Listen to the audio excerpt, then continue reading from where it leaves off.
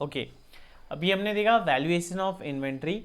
अब हम देखते हैं कभी कभी क्या होता है, goods are invoiced above cost. ठीक है, कई बार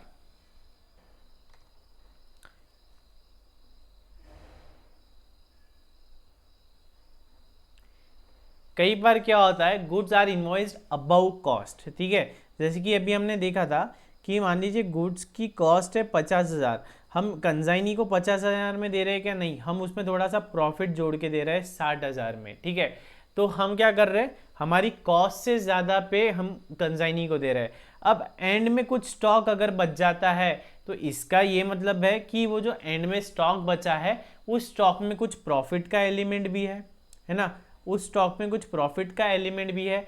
तो हम उस प्रॉफिट के एलिमेंट को क्या करेंगे, अनलोड करेंगे। ठीक है, ये हमारा कॉस्ट था, उसमें हमने प्रॉफिट को ऐड किया, है ना, प्रॉफिट को ऐड किया मतलब क्या किया, हमने प्रॉफिट लोड किया, उसे क्या कहते हैं, लोडिंग कहते हैं। हमारी कॉस्ट में हमने हमारा प्रॉफिट ऐड किया मतलब प्रॉफिट को लोड किया, लोडिंग किया। अब एंड में अगर जो क्लोजिंग स्टॉक बच गया है, क्लोजिंग स्टॉक का वैल्यूएशन कैसे करना है रौनक सर, कॉस्ट और एनआरवी, कॉस्ट निकालना है। लेकिन हमारे बुक्स में तो कॉस्ट नहीं आएंगी, क्यों, जो अमाउंट दिख रही है कंसाइनी के पास, जितने का स्टॉक पड़ा है उसमें तो भैया जी हमारा प्रॉफिट भी इंक्लूडेड है। तो हम क्या करेंगे, अनलोड करेंगे, जो प्रॉफिट का एलिमेंट है वो उसमें से अनलोड करेंगे, माइनस करेंगे, डिडक्ट करेंगे, तो उसे क्या कहेंगे, अनलोडिंग ऑफ प्रॉफिट। चलो पढ़ते हैं।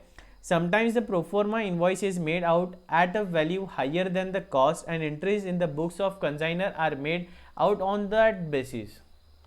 ठीक है, कई बार हम जो कंजाइनी को प्रोफॉर्मा इनवॉइस बेचते हैं वो हाइयर वैल्यू पे बेचते हैं और हमारी बुक्स में जो अकाउंटिंग होंगी वो हाइयर वैल्यू पे हो जाएगी।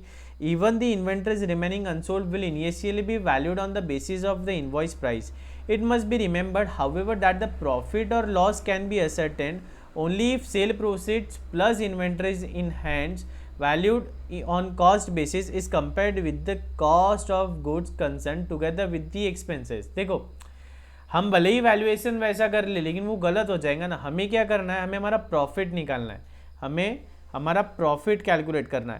तो प्रॉफिट कैलकुलेट करने के लिए हम क्या करते हैं कि जो भी हमारा हम क्या कर रहे हैं, कंसाइनमेंट का अकाउंट बना ले रहे हैं। ठीक है, हम कर रहे हैं कंसाइनमेंट का अकाउंट्स। तो जितने के गुड्स भेजे हैं वो गुड्स का कॉस्ट हम ऐड करते हैं, एक्सपेंसेस जो लग रहे हैं वो एक्सपेंसेस हम ऐड करते हैं, है ना, गुड्स का कॉस्ट ऐड करते हैं, एक्सपेंसेस ऐड करते हैं। बाय यहाँ पे क्या करते हैं, जो गुड्स कंफर्म हो गए, सेल हो गया, तो बाय सेल लिख देता हूँ मैं एक बार का, बाय सेल्स का जो अमाउंट आ गया वो। ठीक है, बाद में हम क्या करते हैं, जो क्लोजिंग इन्वेंट्री है, क्लोजिंग इन्वेंट्री यहाँ लिखते हैं। क्यों, क्योंकि मैचिंग कंसेप्ट है ना। इतना हमने जैसे कि 10,000 की इन्वेंट्री क्लोजिंग है ना, तो ये तो हमें क्रेडिट में लेना ही चाहिए ना, क्योंकि ये जो देखिए मान लीजिए 1 लाख का गुड्स हमने डेबिट किया है। ठीक है, अब जो रेवेन्यू आया है, रेवेन्यू को हम एक्सपेंस से मैच करते हैं। ये सारी चीज़ें मैंने इन्वेंटरी में बहुत डिटेल में बता दी थी, इसलिए अभी हम उसमें नहीं जाएंगे। यहाँ पे हम ये क्लोजिंग साइड में अपना क्रेडिट साइड में क्लोजिंग इन्वेंट्री क्यों लेते हैं वो हमने बहुत डिटेल में पढ़ लिया था। तो क्लोजिंग इन्वेंट्री हम क्रेडिट साइड लिखते थे। ठीक है, तो क्लोजिंग इन्वेंट्री एट कॉस्ट होंगी तभी तो हमें हमारा ट्रू प्रॉफिट या ट्रू लॉस पता चलेगा ना। क्लोजिंग इन्वेंट्री जब एट कॉस्ट होंगी तभी तो हमें ट्रू प्रॉफिट या ट्रू लॉस पता चलेगा। अगर क्लोजिंग इन्वेंट्री में हम पहले से ही प्रॉफिट लोड कर देंगे तो फिर तो हमें यहाँ पे प्रॉफिट और ज़्यादा आएगा। क्लोजिंग इन्वेंट्री में मान लीजिए 2,000 का प्रॉफिट हम पहले ही लोड कर रखे हैं, तो क्लोजिंग इन्वेंट्री कितनी दिख रही है, 12,000। तो इसका मतलब यहाँ पे तो प्रॉफिट पहले ही 2,000 से ज़्यादा आएगा, तो ये गलत है ना। तो क्लोजिंग इन्वेंट्री हमें क्या करना पड़ता है, एट कॉस्ट लाना पड़ता है। क्यों, क्योंकि अगर हमें हमारे बुक्स में हमारे कंसाइनमेंट का अगर ट्रू प्रॉफिट या ट्रू लॉस जानना है तो हमें क्लोजिंग इन्वेंट्री को एट कॉस्ट लानी पड़ेगी।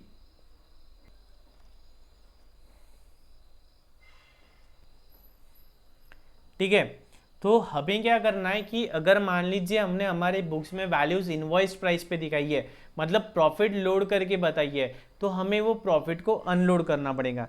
Hence if entries are first made on invoice basis the effect of the loading, that is जो अमाउंट ऐड किया था हमने, must be remove by additional entries. देखो, जब हमने 50,000 की गुड्स को 60,000 का इनवॉइस बना के बेचा है, तो हमारी जाहिर सी बात है पहली entry consignment account debit to goods and on consignment क्या आएगी 60,000, है ना। इसका मतलब इसमें 10,000 का हमने हमारा प्रॉफिट लोड कर दिया है, जबकि आप जो पिछला न्यूमेरिकल है उसमें देखोगे तो हमने एट कॉस्ट किया था, तो consignment account debit to goods sent on consignment 50,000 पे था, है ना। लेकिन अब कितने पे हो गया, अब वो हो गया है 60,000 पे। तो जाहिर सी बात है कि जब ईयर एंड होगा या कंसाइनमेंट का हमें प्रॉफिट या लॉस निकालना है तो कुछ क्लोजिंग इन्वेंट्री रहेगी, तो हमें क्लोजिंग तब हम क्या करेंगे, जब एंड में एंट्रीज करेंगे तो ये जो 10,000 एक्स्ट्रा हमने ऐड किया है इसे भी हम रिवर्स करेंगे, और लास्ट में अगर क्लोजिंग इन्वेंट्री में भी कुछ एडिशनल प्रॉफिट रह जाता है तो उसे भी अनलोड करेंगे। ये अभी एग्जांपल के थ्रू समझ में आएगा। जो क्वेश्चन नंबर 1 इलस्ट्रेशन नंबर 1 हमने सॉल्व किया है उसी को हम रीड्राफ्ट किए हैं। उसमें हमने क्या किया था, 50,000 के गुड्स कंसाइनमेंट पे भेजे थे। अब क्या कर रहे हैं हम, 50,000 के गुड्स कंसाइनमेंट पे भेज रहे हैं, लेकिन कितने में, कॉस्ट प्लस 20%। तो 50,000 प्लस 20% कितना होता है, 20%, 10,000, तो 60,000 में हम बेच रहे हैं। ठीक है, तो पहली एंट्री क्या होती है बच्चों लोग, consignment account debit to goods sent on consignment 60,000। ठीक है, बाद में हमने कुछ खर्चा वगैरह किया, जो भी किया वो सारी एंट्रीज वैसी की वैसी ही है। जो पहला क्वेश्चन था ना वही क्वेश्चन हम फॉलो कर रहे हैं, उसमें चेंजेस क्या आएंगे वो देख लो। सेकेंड एंट्री ये वाई अकाउंट नहीं है, कंसाइनमेंट अकाउंट है, कंसाइनमेंट अकाउंट डेबिट, वो कुछ 1,000 रुपये का फ्रेट वगैरह का खर्चा किया था। ठीक है, बाद में हमें बिल्स रिसीवेबल मिला, ये भी एंट्री वही है। बाद में बिल्स रिसीवेबल को हमने एनकैश किया, वो भी एंट्री सेम है। ठीक है, बाद में कुछ 55,000 का सेल हो गया, 55,000 का सेल हुआ था तो हमने ये एंट्री पास की थी, ये भी कॉपी पेस्ट है। ठीक है, तो ये सारी एंट्रीज कॉपी पेस्ट है। कंसाइनी ने कुछ खर्चा किया था, कंसाइनमेंट टू वाई 3400 रुपये का, वो भी एंट्री सेम है। ठीक है, बाद में हमें 16,100 रुपया मिल रहा था, वो भी हमारा एंट्री सेम है। ठीक है, लास्ट में क्या हो रहा था, लास्ट में हम 16,100 यहाँ तक मिल गया हमारा। बाद में हमने क्या किया था, इन्वेंट्रीज ऑन कंसाइनमेंट का वैल्यूएशन किया था, कितना आ रहा था वो 10,600, कितना आ रहा था 10,600, है ना।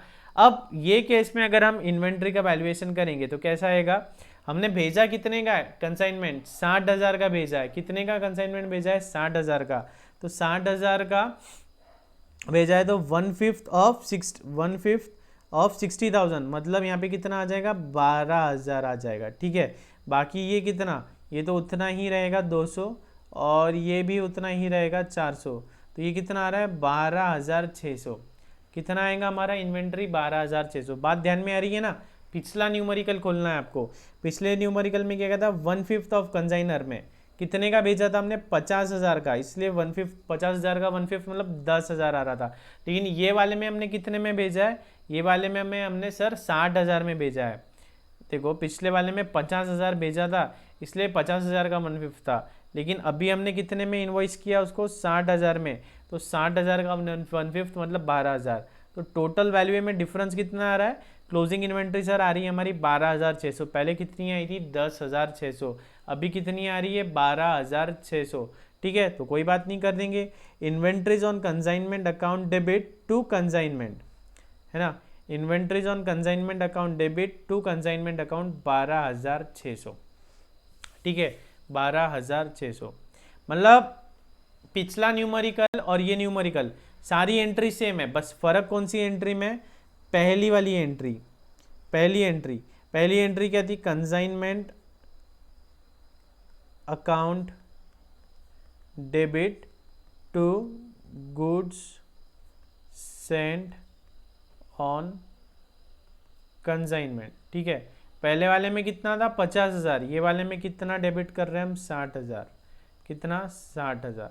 ठीक है, उसके बाद में सारी एंट्री सेम है, और लास्ट एंट्री क्या थी, इन्वेंट्री वैल्यूएशन की, इन्वेंट्रीज विथ या inventories on consignment account debit to consignment account. ठीक है, पहले वाले न्यूमेरिकल में कितना आ रहा था 10,600, अब कितना आ रहा है 12,600। ठीक है, सिर्फ ये दो एंट्रीज हमारी चेंज है, बाकी सारी एंट्रीज वही की वही है।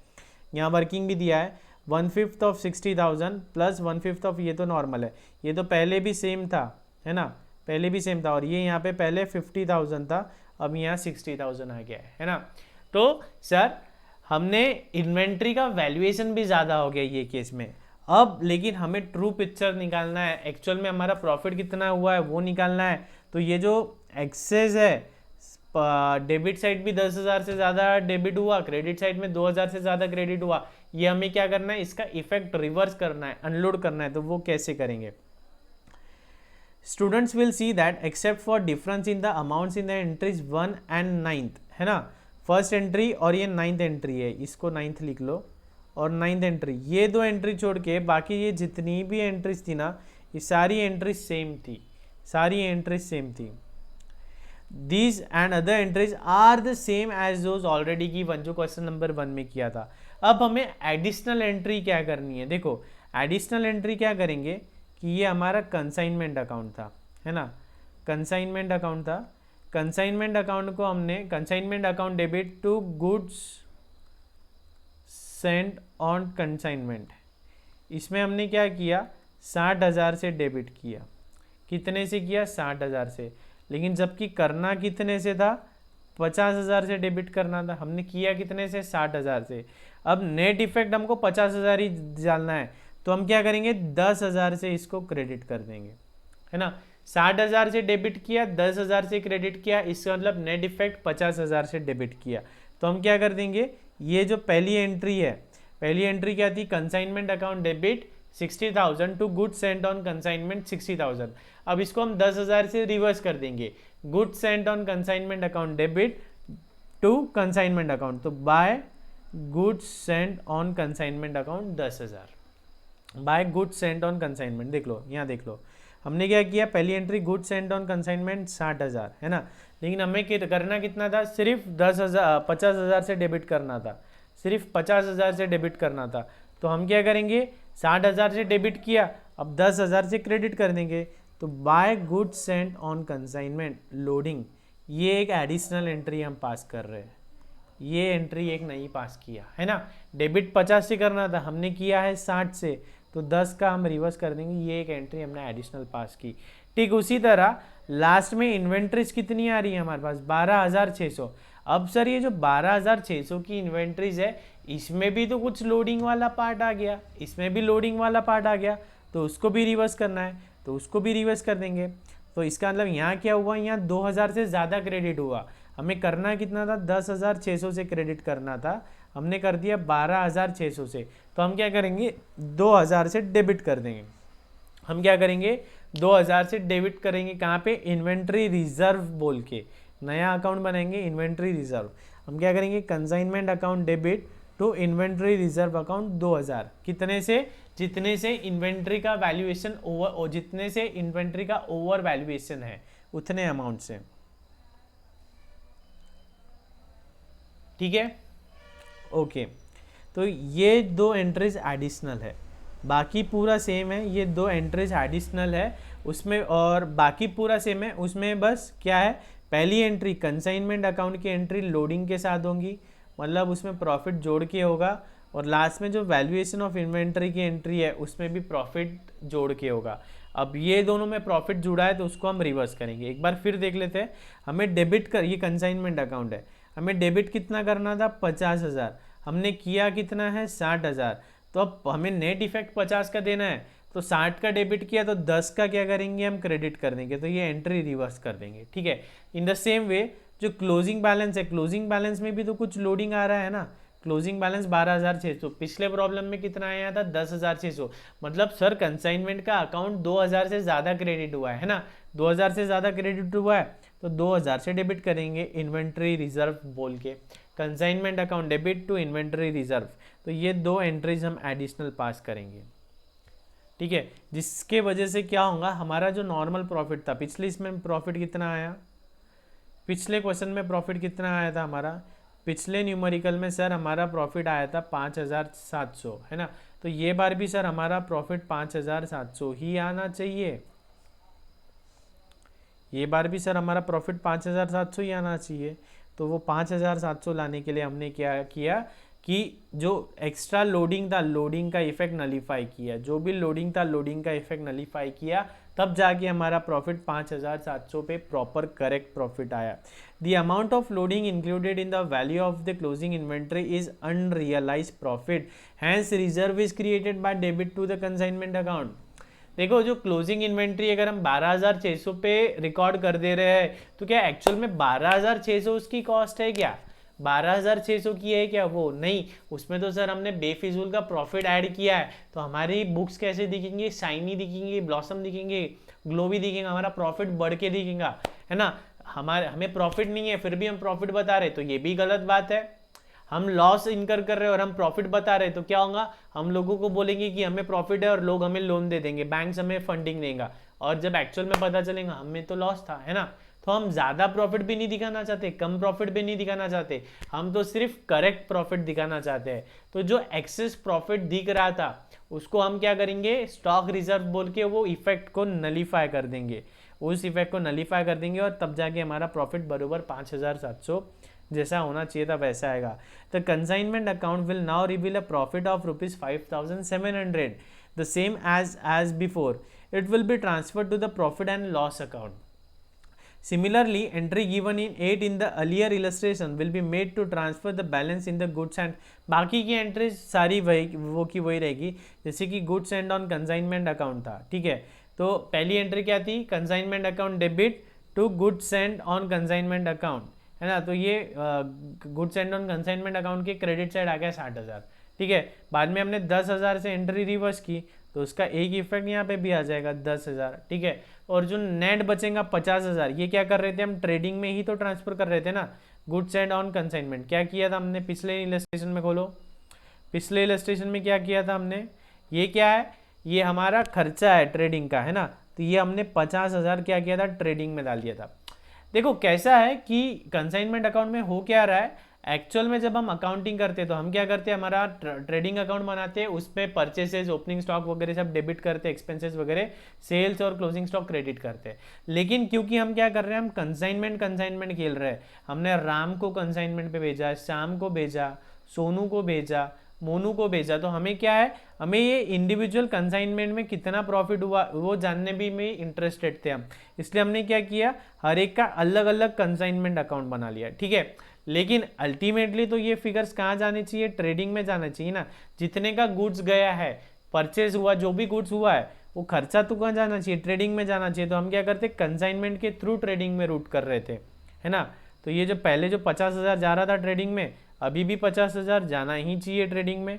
तो अभी भी देखो ऑटोमेटिकली 50,000 ही ट्रेडिंग में जा रहा है, 50,000 ही ट्रेडिंग में जा रहा है। ये वाली एंट्री तो हमने ऊपर ही पास की ना ऑटोमेटिकली, ये देखो ये वाली एंट्री का ही इफेक्ट यहाँ आया 10,000, ठीक है। इन्वेंट्रीज ऑन कंसाइनमेंट कितना? 12,600, वो आगे कैरी फॉरवर्ड हो जाएगी। लेकिन सर ये 12,600 भी गलत है, इसमें 2,000 का स्टॉक रिजर्व है, तो वो इन्वेंट्री रिजर्व अकाउंट के थ्रू हमने एडजस्ट किया।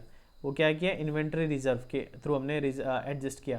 मतलब सर हमारी 12,600 की इन्वेंट्री दिख रही है, स्टॉक दिखेगा हमारे बुक्स में 12,600, ठीक है। 12,600 दिखना कितने का चाहिए था सर? 10,600, लेकिन आप दिखा कितना रहे हो? बाय बैलेंस कैरेट डाउन, मतलब बैलेंस शीट में स्टॉक कितना आ गया? 12,600, मतलब सर 2,000 का ज़्यादा आ गया। अरे लेकिन चिंटू नीचे ये भी तो देखो, इन्वेंट्री रिजर्व भी दिख रहा है, कितने का? 2,000 का इन्वेंट्री रिजर्व दिख रहा है। तो लेस इन्वेंट्री रिजर्व कितना आएगा? 2,000, मतलब नेट प्रॉफिट अपना कितना दिखेगा? 10,600, है ना। Manner of presentation is a matter of choice. इसमें क्या होगा? सिर्फ हमारा प्रेजेंटेशन चेंज होगा। स्टॉक दिखेगा 2,000 से ज़्यादा, लेकिन वहीं पे नीचे लेस भी तो हो जाएगा ना, 2,000 का रिजर्व भी दिखेगा। या हम बैलेंस शीट में ऐसे भी दिखा सकते हैं, बैलेंस शीट में यहाँ हमारा असेट साइड में स्टॉक दिख रहा है 12,600, ठीक है, और यहाँ लाइबिलिटी साइड में हमारा रिजर्व दिख रहा है 2,000, ठीक है। तो नेट इफेक्ट क्या हुआ? नेट इफेक्ट तो क्या हुआ? 10,600 का ही हो गया ना ये, ठीक है। तो ये था हमारा कंसाइनमेंट पे वैल्यूएशन, जब goods are invoiced above cost, जब गुड्स को हम कॉस्ट से ज़्यादा पे वैल्यू करते हैं तब। The last 2 accounts will be carried forward to the next year and the balances will then, ठीक है, वही बात है जो रौनक सर ने अभी कही।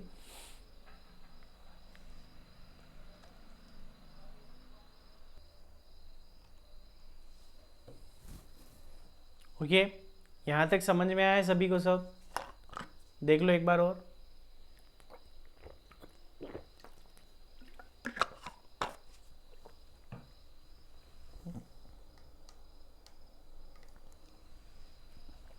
ठीक है, अब मान लो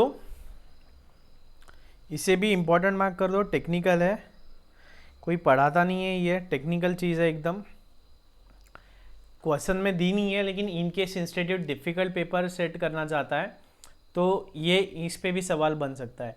what would be the situation if the commission to Y includes del credere commission also. मान लीजिए अगर हम जो वाई को कमीशन दे रहे हैं वो अगर डेल क्रेडियर कमीशन है तो बैड डेट के केस में क्या होगा। देखो अभी हम समझ लेते हैं, एक है केस है नॉर्मल कमीशन है, ठीक है, एक केस है नॉर्मल कमीशन हम दे रहे हैं और एक केस है हम डेल क्रेडियर कमीशन दे रहे हैं, ठीक है।